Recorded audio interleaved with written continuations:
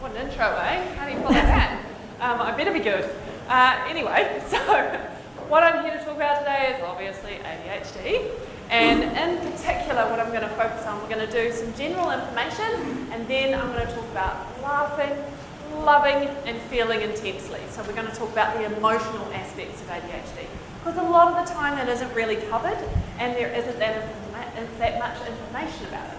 So today we're going to go over that, and then at the end there are some tips, some suggestions, some recommendations, things that you might like to think about doing. Okie dokie.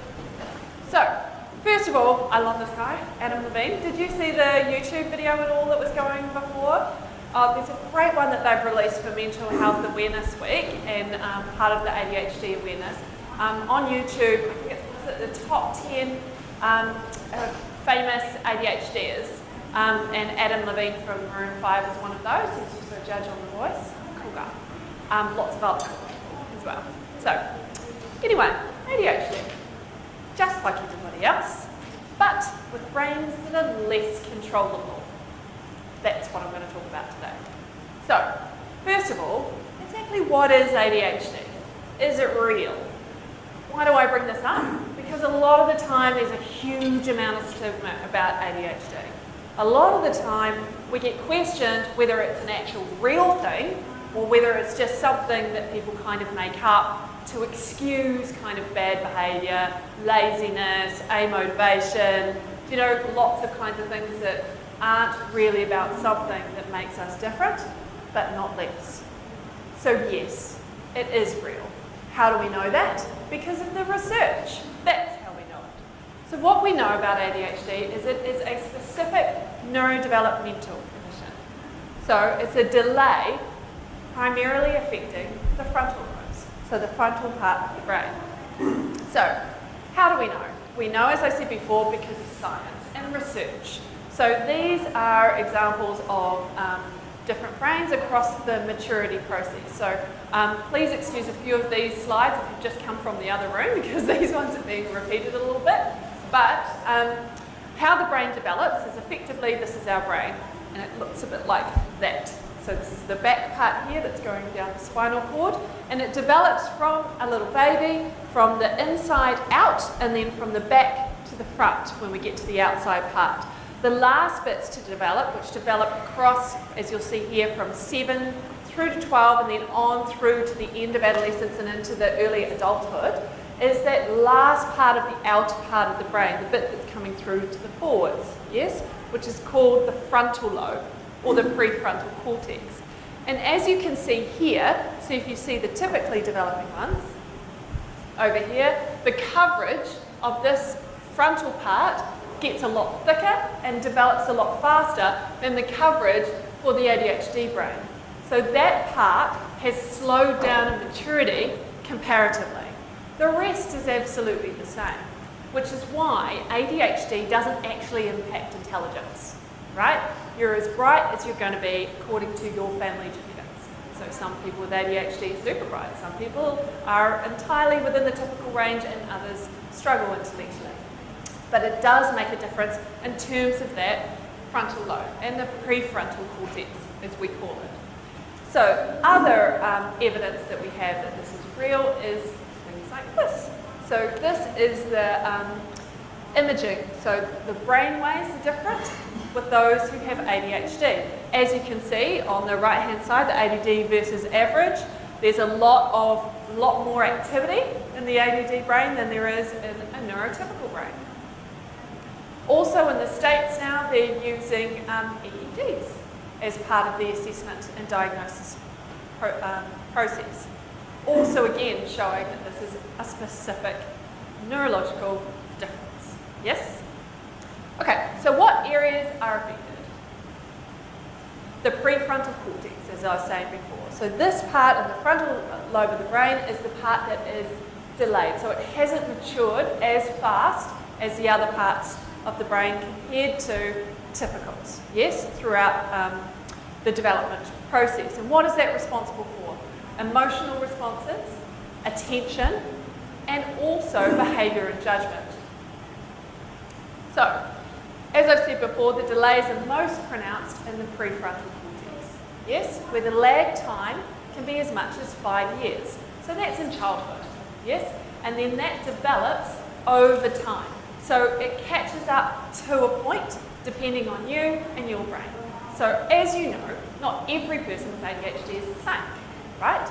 That's because even with ADHD, our brains are different and develop at different rates, yes? But the commonality is that that prefrontal cortex is the bit that hasn't caught up yet. So that bit doesn't have that thickness, the same amount as neurotypical, which leads to the kinds of things that we experience with ADHD, yes? So it makes the brains different. But as I said before, it doesn't make the brains less, yes? But we do need to understand that also what that part of the brain is responsible for. So that prefrontal cortex, you also hear words like executive functioning. That part is the control center.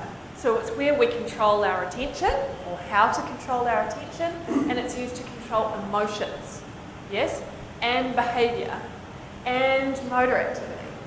Making sense? So, in terms of executive functioning, executive, I kind of think about, if we think about the control center, it is kind of like the executive, the CEO of the brain, the one that's in charge, the one that should be helping to control, suppress, manage, all of that kind of stuff, is just not activating at the same rate as it would for somebody who's neurotypical. Yes? So, with that, the areas that tend to be kind of areas that are a bit more of a struggle for the ADHD brain is areas of activation, focus, effort, emotion, memory, and action. So within each of those, in terms of activation, it's the organising part, the prioritising part. Usually there's heaps of kind of like energy when we're interested and able to get, there's something that's interesting and it's innately rewarding in and of itself, that's not a problem, yes? But when you combine the kind of emotional part with the activation part, that's when we can become a bit more unstuck with an ADHD brain, because it's more difficult to manage the frustration as well as initiate on the boring task, yeah? So then you've got a double whammy happening.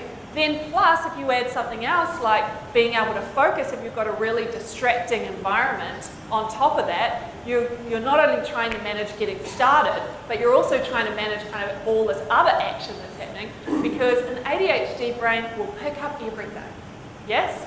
Pick up all that stuff that's going on around the room. So it's actually harder to be able to control and come back to it. You with me? And that's frustrating. So do you see what I mean?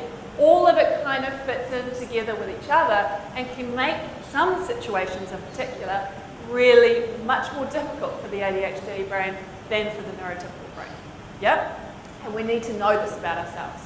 We know this because then we can be able to predict what kind of environments are going to be the best ones for us to function in, and which ones are going to be ones that are going to be more difficult.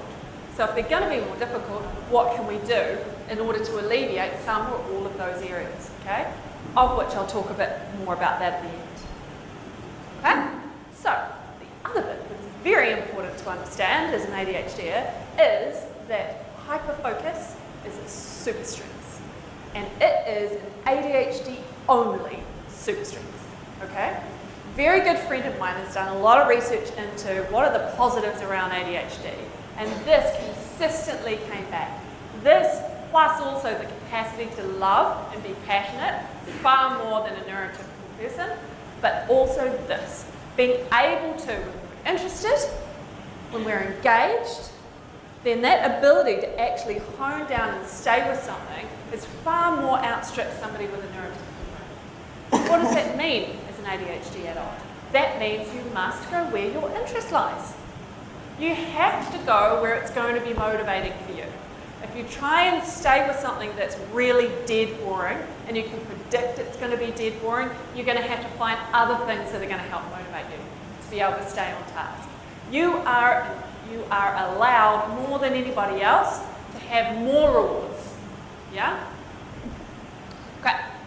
So, what are difficulties with attentional control? Just so we get an idea between us what I'm talking about. So it includes things like our thoughts wandering off, getting lost if we're trying to do more than one thing at a time, frequently losing things. Like just about every ADHDer I know needs to have like keys on a string, I reckon. Yeah, or something like keys, bags, jackets, they always tend to be the offending items. Difficulty sustaining attention. So, and especially, you know how I was saying before about when we talk about executive functions, if we have more than one thing that's required at the time, if we're having to sustain attention or stay on task for something, if it's boring as well, it's even harder. Yes? But if it's interesting, then we're more able to do that. Okay, and usually staying on task in class or on a job, like a particular task or job that is really boring, is going to actually be harder, literally, with an ADHD brain. Yes? So with that, you need to put in more rewards, like I was saying before, to be able to manage it or try and make it more interesting. Yes? Okay, then being easily distracted by visuals, sounds, and smells. I have a bunch of great friends with ADHD, and one in particular who, honestly, which these guys know, when she's talking, always think of her because it's like there's a big river that's going. This is her thinking process. It's going straight through, like there's one thing she's thinking about and then it moves to something else because it's connected to that and then it's connected to that and it's connected to that and then it's connected to that. So it goes on as a big long kind of thought process, which by the time we kind of come back, she's kind of lost what we're talking about. But it's a really entertaining river. It's a really fun river. But the difficulty is coming back to where she started off with. Yeah. So those are attentional control. All right. Then the other thing that is interesting, I think, as adults, is you hear a lot about children, or maybe you experience this yourself as a child, being hyperactive. Yep. But that changes over the lifespan. So you don't often see adults who are really hyperactive anymore, and that's because that prefrontal cortex has developed and it has matured. Yeah? So with that, though, from childhood you tend to get more kind of running versus walking, climbing and jumping, to adolescence where you might get more kind of fiddling, wriggling, yes? And then in adulthood, however, it can change. If you were quite hyperactive as a child, then there's a good chance that that's kind of become more internalized. So it may be that your stream of thinking, yes, that I was talking about before, the river, is a really fast flowing river. So you're thinking lots and lots and lots and lots and lots, yes, rapidly. Okay, so impulsivity. Impulsivity is the ability to be able to stop and think before saying or doing. Yep. Now this fella here is supposed to be the embodiment of impulsivity gone wrong, really. The cookie monster who can never resist the cookies. Yeah. So what does impulsivity look like? Well, it's saying something and then immediately regretting it. It's blurting out answers, interrupting conversations, offering to do things without thinking about it first. That tends to be a real kind of lady thing to do. Like, why did I say I would do that? Oh. Often runs about kind in situation where it's inappropriate, blurting answers before the question's even finished, waiting for a turn. That can be really hard. And then interrupting or intruding on others, not really noticing beforehand what was going on. Yeah? So, it's important to know that impulsivity, or that ability to be able to stop ourselves, is also backed on to what we call the reward system. So with that, you know how before I was saying it's really important that for the ADHD brain that we have lots of rewards that are in place right now. Things need to be interesting right now. Yeah?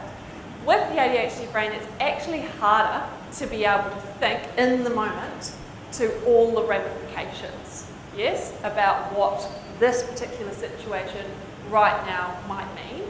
And it can be, it's not to say it's impossible, it's just harder to do that in the moment. And, as I'll go on to say, even more so if there's a high level of emotion involved.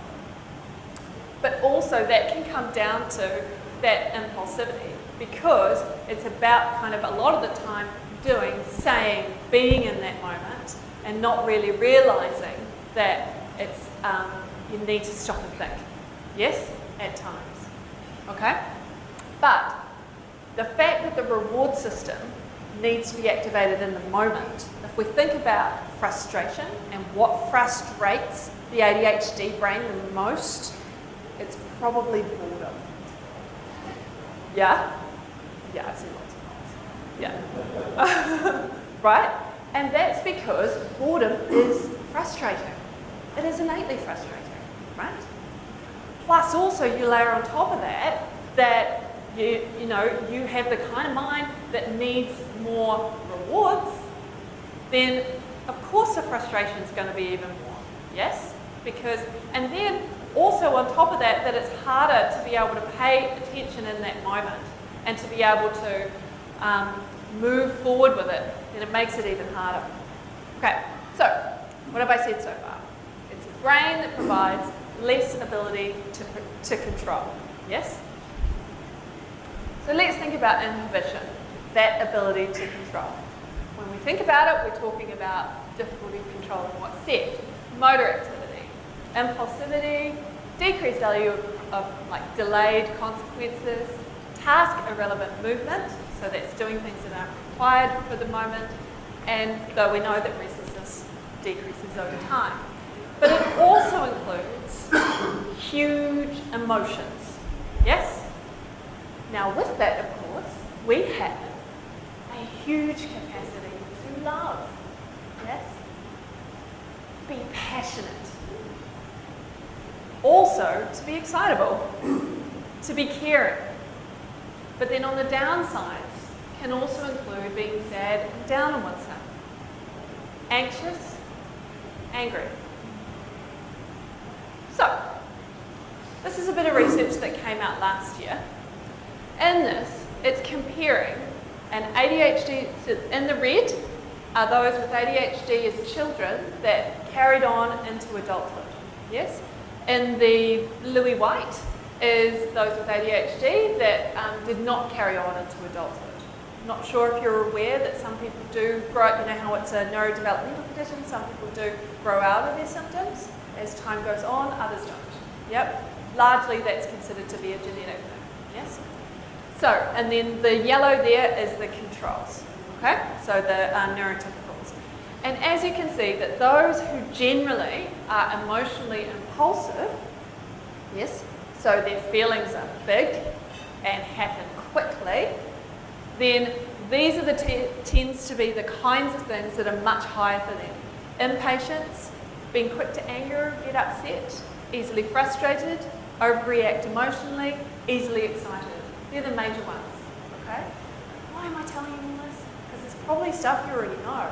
But I'm telling you all of this because that's the ADHD brain, yeah? It's just the way that it's wired. This, incidentally, so you know, and obviously I'm generalising, not everybody with ADHD is going to experience this to this extent, etc., etc. But it's important to note that this research was done on people with ADHD whose ADHD had been unsupported. So they hadn't had treatment, therapy, or anything like that. Okay? So, what is this telling us? This is telling us about the amount of emotional impulsivity in adults with ADHD. So not children that carried on to be adults. Yes? And as you can see, compared to a community sample, it continues to be high. Yeah?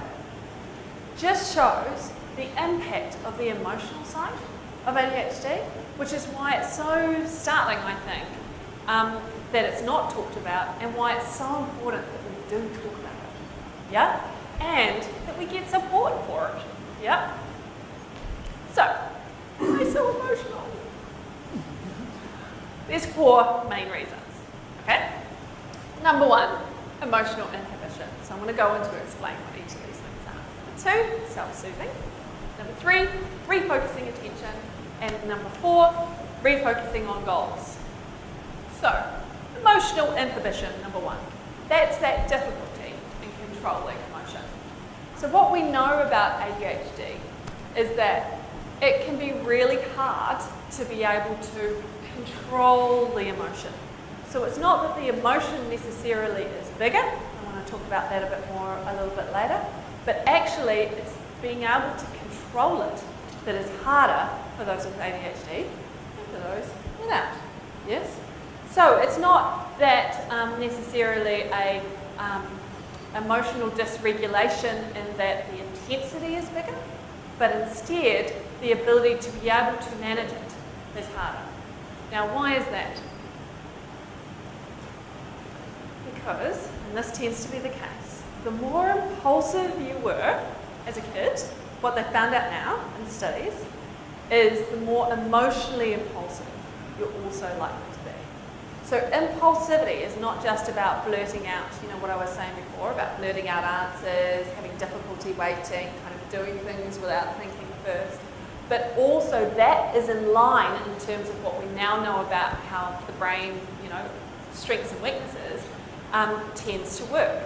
So if you tend to rush at things, you're probably emotionally, those are going to rush too. Okay? Which is so interesting to know about ourselves, that it's not a fault in us, yes, but actually just biology. Yeah? So the other bit is self-soothing. Now this too, I think, is really important to know about ourselves. In that the ADHD brain, actually all brains, let's start with that. All brains have that, have you heard of that fight-flight instinct?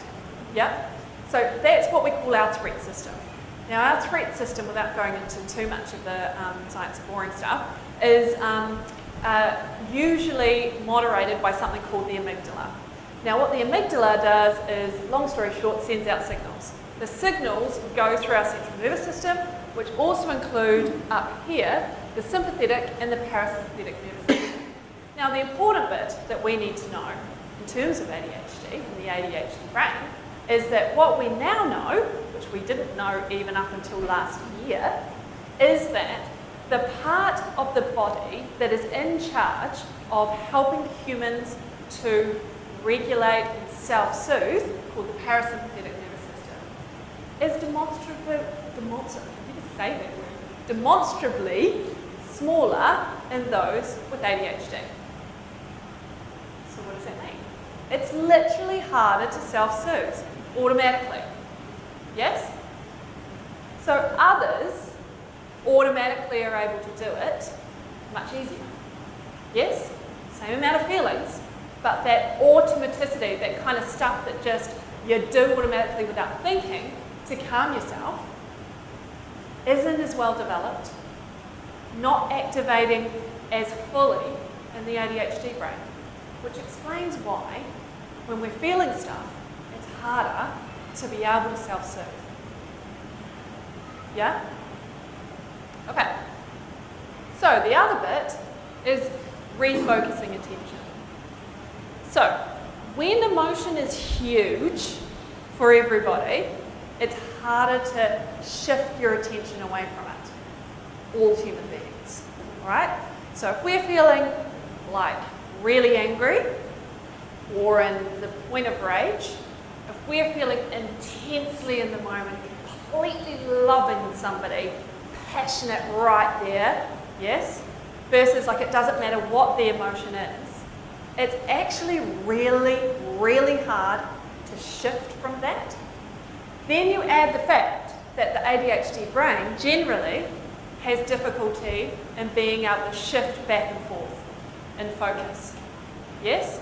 Plus that super strength that we talked about in terms of being able to hyperfocus. Then you've got a huge emotion. You've got the desire to stay with something when you're really you're motivated and interested. When we're angry, we're really interested in staying angry. Yeah? When we're really excited, we're really interested in staying excited. You know, emotions have that way, especially when they're big, not so much when we're kind of talking about, medium, mild or moderate, but when they're really big, we're in it. And with ADHD, it's harder to move from it. I bet you've heard people say, why don't you just let it go? Yeah? You're actually not tuned to be able to do that so well. Yes? It's literally harder. Yeah? because that part is keeping you there. Make sense? Okay. So, the other bit is being able to refocus on goals. You know how I was talking before about that kind of stream of consciousness and thinking, about that kind of river where you think about one thing and another thing, and that's the connection to that thing and that. What a neurotypical brain, so I'm totally generalising amongst people here, so is more able to do usually is to be able to flick back and forth on the current goals, even though feeling a big emotion, because typical brain is able to soothe that emotion, yes, automatically, it just happens, yep, and then to be able to think back and forth, plan what they're saying, how they're saying it, who they're saying it to, yes, think about all the kind of ramifications that might be happening when I'm feeling all of this at the same time, which uses a lot of working memory, which is actually an area that we know is not such a great strength for ADHD, yeah, that it's actually a lot easier for the typical brain to be able to focus on your goals right now, not the fact that I'm just really ticked off. Yes? Instead, an ADHD brain is more likely to be thinking about the thing that's making you really darn angry. Yeah? I don't know why I keep talking about anger. Comes to mind. Oh boy. So, just so you know, I keep this slide in from when the talk about parents, because when we did our roadshow, actually, it was something that a lot of ADHD adults were kind of like, wow, that really, I get that now. So this is why this emotional impulsivity, the fact that it's hard to self-soothe, it's a large part, I think, why there is such a big correlation between ADHD and ODD. So ODD is oppositional defiant disorder. Have you heard that before? Yeah. So with that, I mean, if we think about it, if we think about huge emotion, difficulty self-soothing, lots of difficulty in controlling behaviour and attention, when that's supported, that's one thing, yes, by others, by our environment, by people around us. If that's not supported, or it's in the context of people not understanding how our brain works in terms of an ADHD brain, not because other people, I think, are necessarily trying to be awful or anything like that, or trying to do the wrong thing, but actually there hasn't been all of this information known up until really quite recently, like we're still learning so much, that it's natural to become defensive. Yes? If you're getting lots of messages about, don't do that, why aren't you doing that? You're just lazy, you're this, that, the other thing. Do you know what I mean? Or come on, just snap out of it, stop it, don't be so ridiculous. Stuff like that that ends up being really invalidating and can create an environment where you're naturally defensive. Yes? Then, on top of that, you have difficulty self-soothing. Yeah? Feeling angry because you're getting all of this, yes? And that's hard to calm down from, and then next minute, you're in trouble for that. Yeah? So not surprising that if that keeps happening time after time after time, then you can get into a situation where the way that you behave and respond to the world is one that is fundamentally, I think, defensive. Yes? Anxious and angry, where that threat system is constantly being activated. Yeah? So, this is what we know about unsupported, high emotional dysregulation. So this is in the case of no support for these for high emotions. Yes?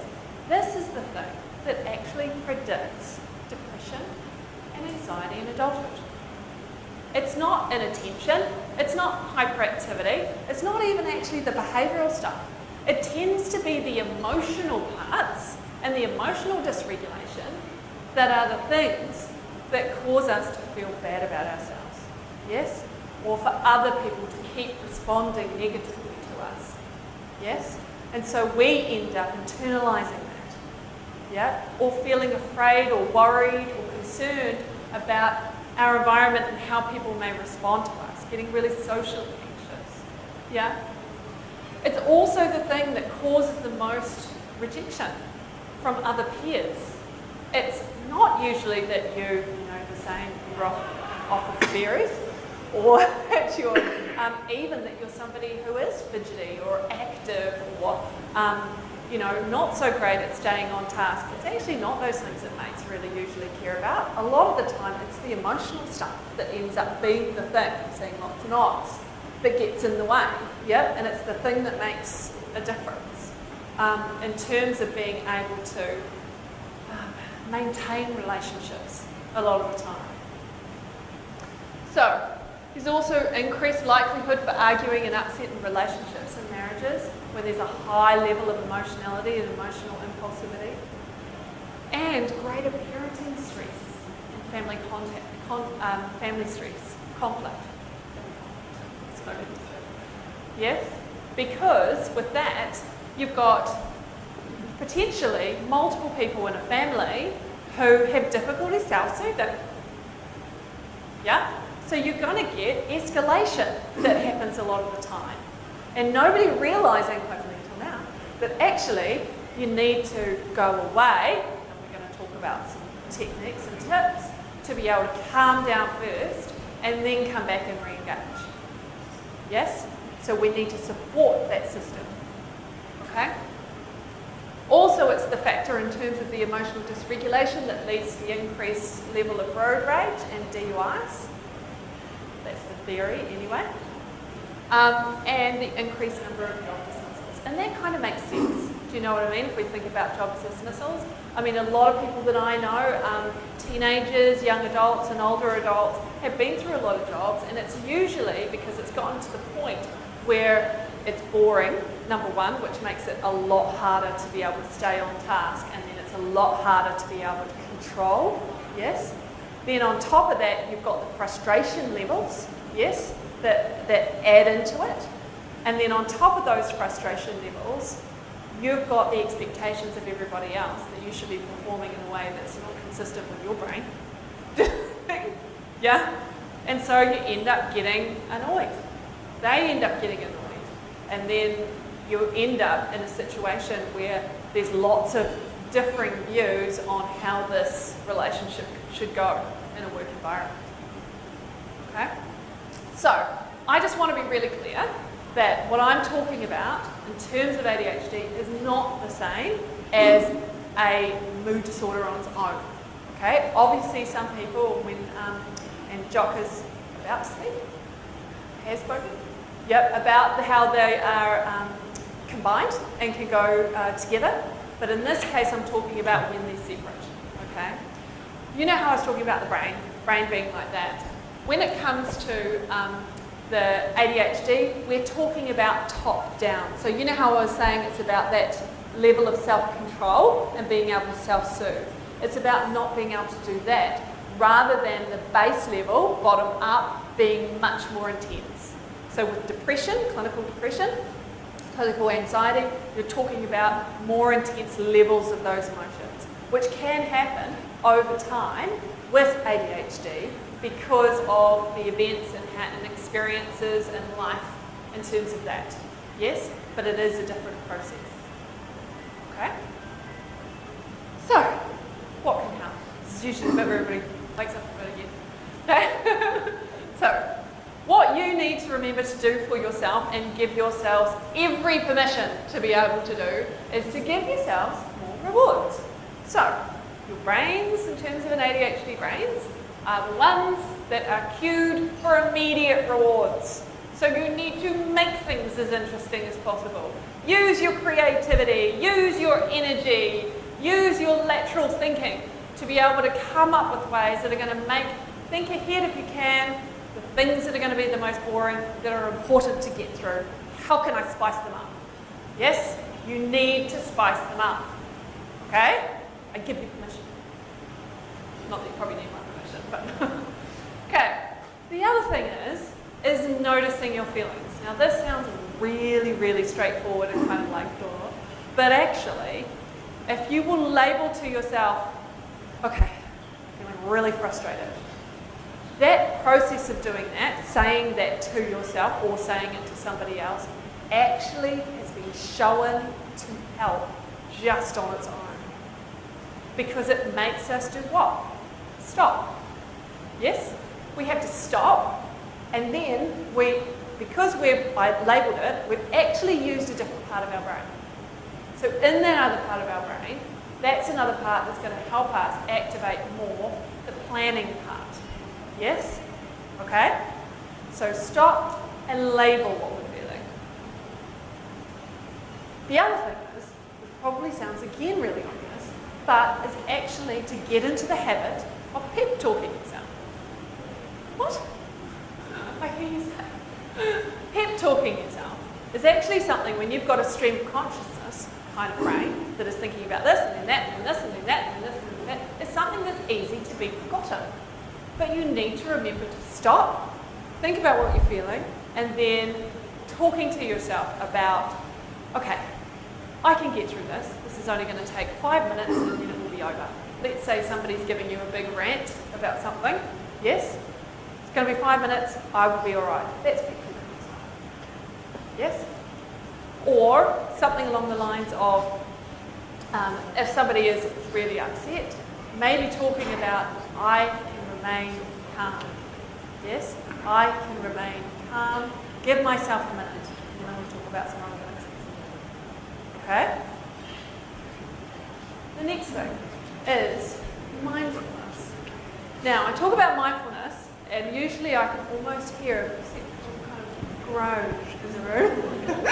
When people who have tried mindfulness or meditation, who've gone, that sucks, it's too hard, I can't do that.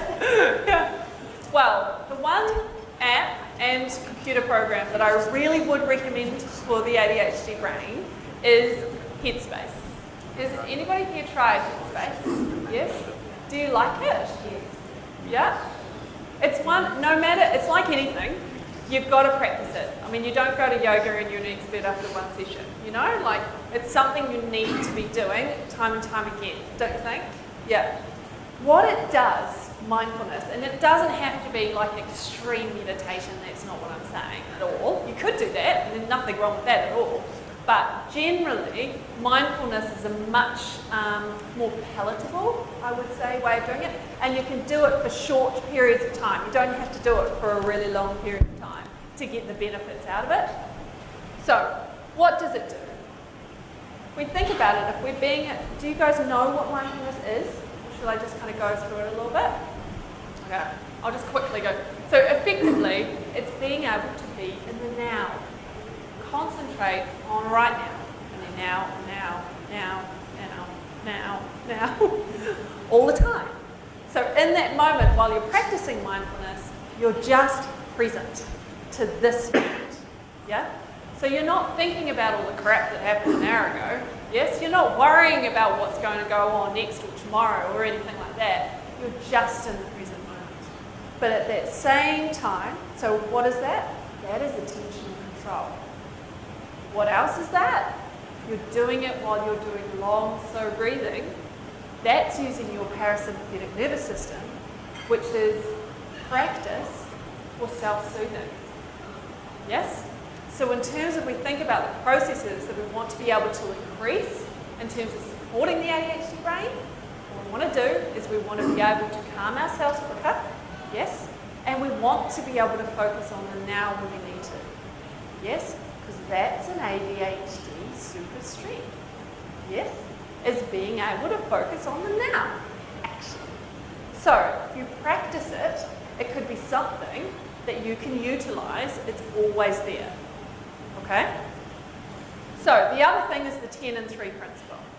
So, the 10 and 3 principle is for every 10 minutes of anything that is really emotionally full on, yes, you need to take a 3-minute break. Don't expect yourself to be in the middle of an argument, a really intense negotiation, anything like that for longer than 10 minutes without needing at least a 3-minute break. Why? So we can self-soothe. Yes? So we can go and do what others can do automatically, fortunately, and do that for ourselves.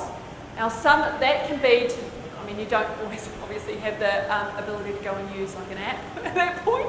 I'll just remove myself for 10 minutes and go and use the app. But sometimes you can. You can make an excuse. I'm sorry, excuse me just 1 second. I just need to go to the bathroom. I'll be right back. yeah? And then come back, okay? So the 10 and 3. It's also been shown scientifically that doing just 3 minutes of mindfulness or relaxation can reset our system, yeah? And teach us, activate that parasympathetic nervous system more effectively over time. So if you think about routinely, what could you do? Mindfulness for 3 minutes a day at the end of the day before you're going to sleep. Yeah? When you wake up in the morning, it's a way to start and end your day calmly. And it's also teaching your system how to go to that place. Yes, that calm space. Okay. So, the other thing is visualizing and talking about future goals before and during emotional tasks. So if you know that you're going to go into a situation that's likely to be really emotional for you, then you want to be thinking about, before going into that situation, what do I need to be doing here? Why am I going into this? What is my goal here? What do I want to get out of this? Because if you keep that in mind, what we know is that that helps us also activate that parasympathetic nervous system. Yes? We can soothe ourselves if we are remembering and keeping in mind our goals. Okay? So the other thing, which everybody goes on about, is routine physical exercise. So exercising every day to every third day, best every day, we know makes a huge difference for ADHD. It makes a huge difference for mood disorders. Yes? So it's something you can put in place fairly quickly and easily, but it takes a lot of motivation to get started and then to maintain. Yep? Okay. Oh, the other bit is, also, when we're exercising, one of the byproducts of exercise is an increase in glucose level. What we also know in terms of ADHD is that self-control is an area of difficulty. Glucose increases self-control. Hence, with ADHD, why it's useful. Okay. The other thing is diverting attention. So we pay attention with our eyes. That's one of the ways that we pay attention, and one of the ways that we maintain attention. Yes? So by looking at me, we're able to keep our attention on each other. As soon as we look somewhere else, then our attention will go somewhere else. Yes? Much more easily. You can use this to your advantage. Yeah? So, when you're in a situation where there's a high amount of emotion and you need to calm down, you can look aside, up, over to the other way, yeah? A different direction. Obviously, sometimes that could be interpreted as rude, yes? So the other thing you can do, which is a trick that we also use for those who are on the autism spectrum, is not to look at the person in the eyes, but actually just look up here. So they shouldn't be able to tell that you're, like if you do it with somebody next to you, you won't be able to tell that they're actually not looking in your eyes. It looks like they're looking in your eyes, but you're actually looking at your forehead or the top of your hairline. And what that does is it gives you a moment to be able to calm yourself down, and you're not in it as much as soon as you go back to the eyes, you're going to be in that emotion again. Yes? Does that make sense? So, and it's a bit like, you know, when we think about toddlers, kids were toddlers, I use this example in the other room as well, is that, you know, if something upsets them and you go, oh, look at that. You know, you try and divert their attention. Yes? Because what it does is it helps to take the focus from that emotion to somewhere else. Yes? So you can do that, and we can learn how to do that more for ourselves. It's called using distractibility as a strength. Okay? So, the other thing is that's really helpful in terms of ADHD and working with emotional dysregulation is CBT or cognitive behavioural therapy. So that is more of a structured, specific approach that's done with a CBT specialist. And with that, it's weekly sessions, learning about labelling the emotion, doing that kind of effectively the pep talk to yourself. Yes? So combining a lot of the things that we've talked about today, but in a really specific and I guess next level up, because you're getting the support each week, which means that you stay motivated. It's a bit like having a personal trainer. Do you know what I mean? If you're working towards a goal, but having your own kind of mental health coach instead. So, the other thing that I think is really important to remember in terms of emotional dysregulation, because it can have a really big impact on other people and our relationships with other people, is to learn the art of a really good repair. So some of you probably are really good at this already and have developed this. So what I'm talking about is not the insincere kind of words, but actually being able to say to somebody, if you've blurted something out, like, oh, you should have said that, or done something that you think, oh, and that person really matters to you, is actually going back and making sure you go back and say, look, my brain just blurts stuff.